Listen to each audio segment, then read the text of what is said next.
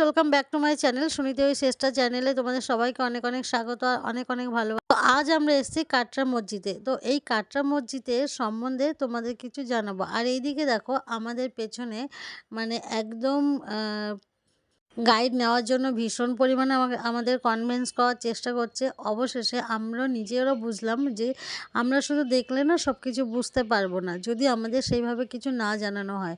তো সেই জন্য গাইডটা দেখো আমাদের পেছন পেছন ঘুরে আমাদের কনভিন্স করার চেষ্টা করছে ভীষণভাবে। তো তারপরে নিজেরাই ভাবলাম যে না একটু গাইড নিয়ে শুনি। তো গাইড নিলাম আর চলো এই সম্বন্ধে সব রহস্য তোমাদের এই সঙ্গে জায়গার নাম হচ্ছে শেয়ার সবজি করবো। কাটরা। আর আপনারা দেখতে এসেছেন কাটরা মসজিদ। আর পাশাপাশি দেখুন দুটো বড় বড় মিনার দেখতে পাওয়া যায়। কিন্তু মসজিদের চার কর্নারে চারটি ছিল, দুটি কিন্তু ভূমিকম্পতে ভেঙে যায়। ভূমিকম্পটা হয়েছিল 1897 সালে। এর কাজ চলেছে কিন্তু দুটো আজান দেওয়া হতো এবং শত্রুপক্ষকে ফলো করা হতো। আর দেখুন একতলা দোতলা ঘরগুলোকে দেখতে পাওয়া যাচ্ছে মসজিদের চারদিকে কিন্তু পাবেন। কিছু একতলা রয়েছে, কিছু ভূমিকম্পতে ভেঙে গেছে।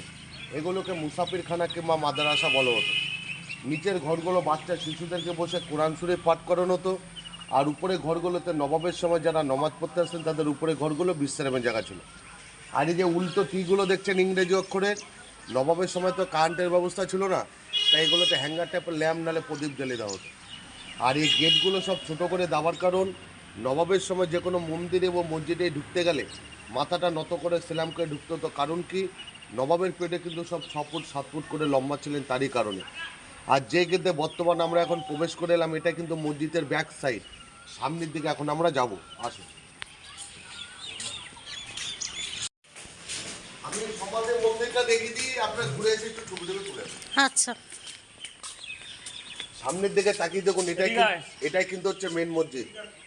এই যে যার নামে জেলার নাম মুর্শিদাবাদ, এনার জন্ম হচ্ছে 1660 খ্রিস্টাব্দে। 1723 খ্রিস্টাব্দে মসজিদ নির্মাণ করেছিলেন। 25 খ্রিস্টাব্দে কিন্তু মুর্শিদ কুলেখা মারা যান। মুর্শিদ কুলি খান নামেই মুর্শিদাবাদ। সরাসরি তাকালে সিঁড়ি দেখতে পাওয়া যায়। সিঁড়ির উপরে উঠলে দেখতে পাবেন 2000 আসন আছে। 2000 আসনে লোক একসাথে বসে নমাজ কিংবা কোরআন শরীফ পাঠ করতেন। যে এতক্ষণ নমাজ হয় না, হিস্ট্রিক্যাল মনুমেন্ট হয়ে গেছে, ওর জন্য সবাই আমরা প্রবেশ করতে পারছি। আর মসজিদ যদি চালু থাকতো সবাই কিন্তু আমরা এম করে প্রবেশ করতে পারতাম না। আসুন, কাটরা মসজিদ তার পাশে একটা কামান আছে, দেখেছেন কিনা জানি না। হ্যাঁ কামান আর এই কাটরা মসজিদ এই দুটো জিনিস অরিজিনাল দাঁড়িয়ে আছে। তাছাড়া ধরে তার ডুপ্লিকেট দাঁড়িয়ে আছে। এটা কত বছর আজকে? 301 বছর চলছে, 1723 আর 2024। নিচে যে গোয়াটাপে দেখতে পাওয়া যায় মসজিদের চারদিকে কিন্তু পাবেন, এটা কিন্তু গোয়া নয়, এটা ভেন্টিলেটার উপরে কাজ করতে, আলো বাতাস পাস করার জন্য। কারণ টোটাল কাটরা মসজিদটা কিন্তু আর্চের উপরে দাঁড়িয়েছে, কোথাও রক তিরবর্গার কোনো কিছু সাপোর্ট পাবেন না। এতটাই উঁচু ছিল, একদিক দিয়ে ঢুকলে আর একদিক দিয়ে বেরোতে পারতেন, এখন পারবেন না। কারণ সে 1897 সালে ভূমিকম্পতে মসজিদটা বসে যায়, এটাকে সিল করে দেওয়া। আর এই কাটরা মসজিদ এখন archaeology department serve of India. ক্যাসেটে গান বাজনো তো সে ক্যাসেটে মতো ওই পায়ের নিচে ফলো করুন। বাংলাইটে 4 কোণা করে খোপ খোপগুলো দেখতে পাওয়া যাচ্ছে। তখনকার সময় এগুলো কিন্তু এক একটা করে আসন, এরকম আনুমানিক 2000টি আসন আছে। 2000 লোক এখানে একসাথে বসে নমাজ কিংবা কোরআন শরীফ পাঠ করতেন। আর তাদের গায়ে যেন রোজ্জল না পড়ে তার ব্যবস্থা। উপর দিকে তাকিয়ে দেখুন, প্রথম থেকে শেষ পর্যন্ত লোহার বালা ঝুলছে দেখতে পাওয়া যায়। ওই বালার সাথে মসজিদের দুপাশে নিচে থেকে তাকালে এখনো ছোট ছোট লোহার হুক দেখা যায়। কারণ এখানে বসে যারা নমাজ কিংবা কোরআন শরীফ পাঠ করতেন তাদের গায়ের জন্য রোজ্জল না পড়ে সামিয়ানা টাকিয়ে দেওয়া হতো। আর এটাই কিন্তু হচ্ছে মেন মসজিদ, এরকম টোটাল 5 থেকে 6 আসন ভিতরে। আর এই কাটরা মসজিদ নবাবের পিরিয়ডে এরকম কিন্তু পুরোটাই সাধারণ করা ছিল। এইসব রঙগুলো দেখছেন তখনকারই রং। এই রং দেখুন আর ওই রং দেখুন। হ্যাঁ না, এটাই রং অরিজিনাল। এই রং দেখুন আর ওই রং দেখুন, আকাশ পাতাল। দুটো গম্বুজ দেখছেন বড় বড়, এরকমই সারিবদ্ধভাবে টোটাল 5টা গম্বুজ ছিল। সেই 1897 ভূমিকম্পতে মিডিলের 3টি গম্বুজ কিন্তু ভেঙে যায়। এবার দূরে বাদিকটা ফলো করুন, বুঝতে পারবেন বাদিকটা কাত হয়ে গেছে, বসে গেছে। আর আমরা তো একটা বাচ্চা মানুষের গায়ে পা লাগলে প্রণাম করি। মনে রাখবেন আমাদের বাংলাতে 1 থেকে 18 নবাব নবাবী করেছিলেন। তার মধ্যে মুর্শিদ কুলিখা কিন্তু হিন্দুর থেকে মুসলিম। এনার নাম ছিল সুদর্শন নারায়ণ মিশ্র, এনার বাবার নাম ছিল দর্পণ নারায়ণ মিশ্র। কেন উনি হিন্দুর থেকে মুসলিম হয়েছিলেন, কেন উনার সমাজের উপর দিয়ে এখন হেঁটে যাবো বলবো, আসুন। তারপর পেটে ব্যথা করছে আর ওই ছোট বোতল লাগবে। এখান থেকে 6 ফুট নিচে পাড়িয়ে মানুষ উঠতো, বলবো কেন। আগে চারকোনা লোহার নিতে জালি টাইপের ছিল, মানুষ হেঁটে যেত, তাদের পায়ের ধুলো বুকের উপরে পড়তো, সেভাবেই করা ছিল। দুর্ঘটনা ভেঙে যায়, সিল করে দেওয়া হয়, পরে 14টা সিটি নিউজে নেমে গিয়ে বাঁ দিক দুনার সমাধি রাস্তাটা খুলে দেওয়া হয়। নিচে আসুন, দেখতে পারেন।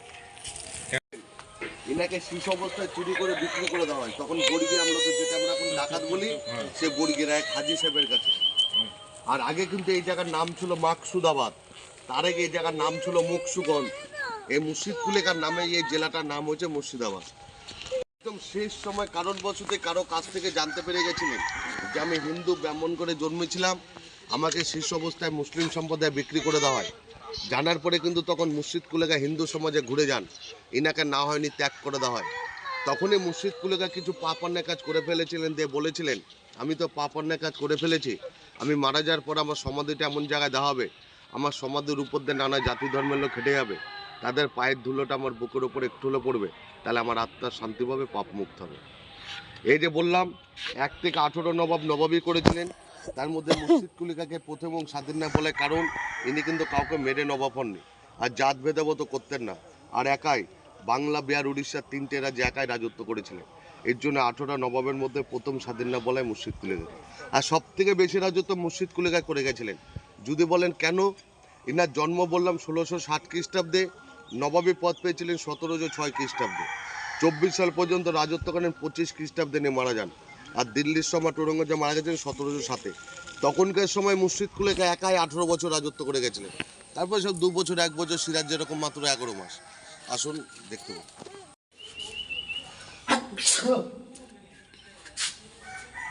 উপর থেকে নিচ পর্যন্ত আচ্ছা। ওটা শুধু ওনারই হাতে, খুব ভেঙে চুরে গেছে। শিব মন্দিরটা আজ থেকে 4-5 বছর আগে রং প্লাস্টার করা হয়েছে, নিচটা মার্বেল করা হয়েছে। এখন কিন্তু মন্দির কিন্তু ব্যাক সাইড, কারণ আপনারা মনে রাখবেন এই কাটরা মসজিদ বছরে 3 দিন ফুল বন্ধ থাকে।